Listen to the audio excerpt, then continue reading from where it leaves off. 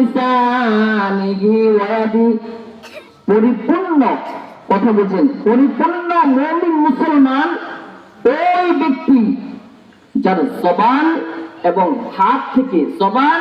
এবং হাত থেকে অন্যান্য মুমিন মুসলমান নিরাপদে থাকে। আল্লাহ পাক রব্বুল আলামিন যেই আয়াত বলেছেন আল্লাহকে ভয় করার কথা, যাহা বলবে সত্য সঠিক শালীনভাবে বলার কথা, এবং রাসূলের অনুসরণের কথা বলেছেন।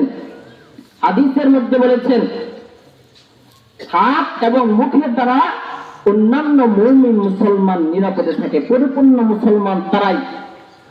অতএব আমি অল্প সময়ে যে দুইটা হাদিস এবং দুইটা আয়াত, দুইটা হাদিস অর্থ করেছি। তো আল্লাহ পাক রব্বুল আলামিন